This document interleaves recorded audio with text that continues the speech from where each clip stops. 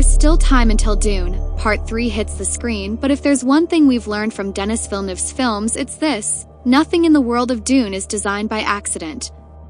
Every fabric, every color, every stitch, every tiny detail is part of the storytelling, even before the characters say a single word.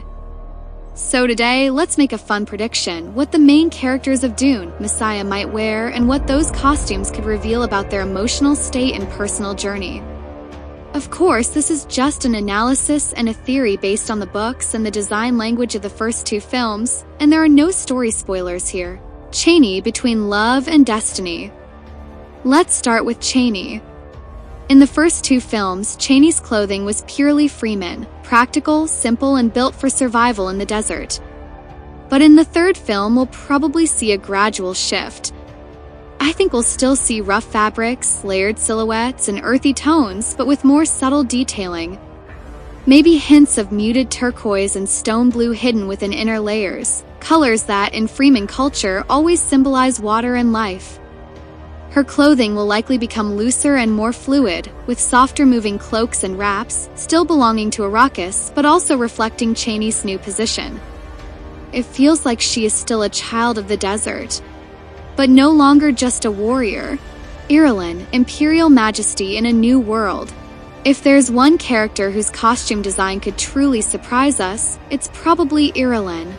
In the 2nd film, we only saw glimpses of House Carino's grandeur, but in the 3rd, her outfits will likely be a mix of architecture, politics, and aristocratic elegance. Matte silk textures, extremely delicate metallic embroidery, high collars, and elongated vertical lines that enhance her royal presence. I can even imagine subtle influences from Byzantine or Eastern imperial aesthetics, not directly, but expressed through controlled golden geometric patterns. Irulan is the kind of character whose clothing will probably speak louder than her dialogue, as she becomes trapped between imperial politics and personal emotions. Duncan, Idaho. Duncan has always been one of the most beloved characters in the Dune universe. If he appears in the 3rd film, his clothing will likely carry both the past and the future at the same time. We might see traces of his old loyalty to House Atreides, combined with more geometric, experimental, and slightly technological design elements that set him apart. The kind of design that constantly makes the audience wonder, who are we really looking at? Jessica, power behind silence. From the very first film, she has always carried a mysterious presence. In the previous films, her clothing was deeply rooted in Bene Gesserit identity, dark, simple, heavy, and ritualistic.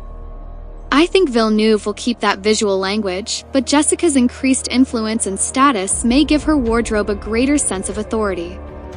Not royal in a traditional sense, but powerful in a way that comes from control and influence. Jessica is the kind of character whose silence might feel more intimidating than most people's words. Skittily, the calm deception.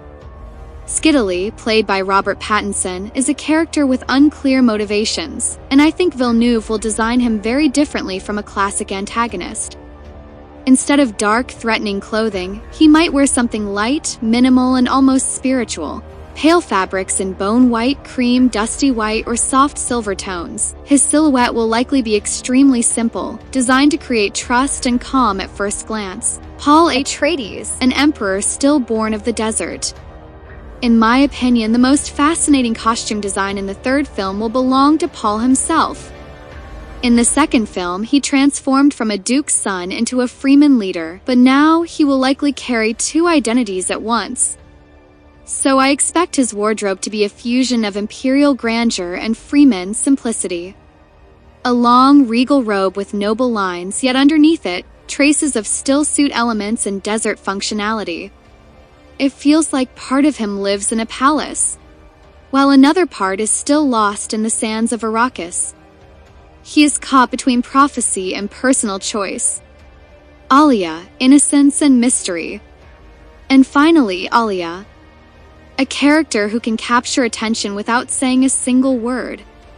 If Villeneuve wants to express her complexity through costume, he will likely use contrast.